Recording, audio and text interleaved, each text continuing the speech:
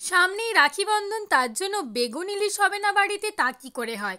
খুব কম সময়ে চটজলদি একটা রান্না। তার জন্য প্রথমেই মাছের পিসগুলো নুন হলুদ সামান্য সর্ষের তেল দিয়ে ভালো করে মাখিয়ে নেব এপিট ওপিট। এরপর আমি এখানে বেগুন কেটে নিয়েছি। এই রকম শেপেই কিন্তু তোমাদের বেগুন কাটতে হবে। তারপরে নুন আর হলুদ দিয়ে ভালো করে এপিট ওপিট করে মাখিয়ে রেখে দেব। এরপর আমি একটা বাটি নিয়েছি, সেখানে 1 চামচ কাশ্মীরি লঙ্কার গুঁড়ো, 1 চামচ হলুদ গুঁড়ো আর বেশ কিছুটা পরিমাণ জল দিয়ে ভালো করে গুলে রেখে দেব।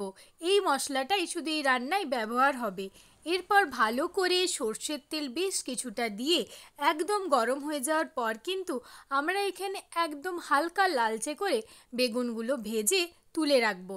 বেশি কিন্তু বেগুনকে ভাজবো না। দেখতেই পারছো আমাদের বেগুন কিন্তু ভাজা হয়েই এসেছে বলতে গেলে। কিছুক্ষণের জন্য ভাজাটা ঢাকা দিয়ে রেখে দেব। এই রান্নাটা কিন্তু তোমাদের করতে একদম খুব কম সময় লাগবে, তাই এই রাখিতে অবশ্যই তোমরা ট্রাই করবে আর আমায় কমেন্ট বক্সে লিখে জানিও তোমাদের কেমন লাগলো। এরপর ভালো করে বেগুনগুলো ভাজা হয়ে গেছে। এরপর ভাজা বেগুনগুলো একটি পাত্রে তুলে রাখতে হবে।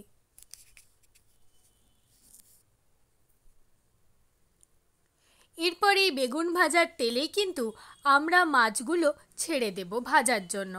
একদম কম ভাজা হবে ইলিশ মাছ, বুঝতেই পারছো। বেশি আমরা লাল করে কিন্তু মাছগুলো ভাজবো না। এপিট ওপিট হালকা লালচে করে ভেজে নিলেই বুঝতে হবে আমাদের ইলিশ কিন্তু ভাজা হয়ে গেছে।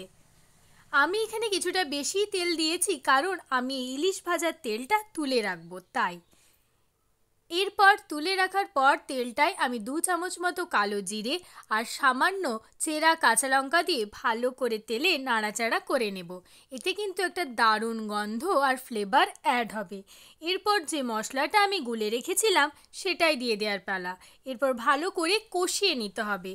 আমরা যতক্ষণ নাড়বো আমরা বুঝতেই পারবো, যখন মশলাটা মাঝখানে লেগে আসতে থাকবে তখনই কিন্তু আমি এখানে 2.5 বাটি মতো জল দিয়ে দেব আর দেব স্বাদ মতো নুন। ব্যাস, তারপর জলটা ভালো করে কিছুক্ষণ ফুটিয়ে নিতে হবে। দিলেই আমাদের কিন্তু 90% রান্না হয়েই যাবে। এরপর ভেজে রাখা মাছগুলো প্রথমে দিয়ে কিছুক্ষণ ফুটিয়ে নেব আর শেষে দেব একদম ভেজে রাখা বেগুনগুলো।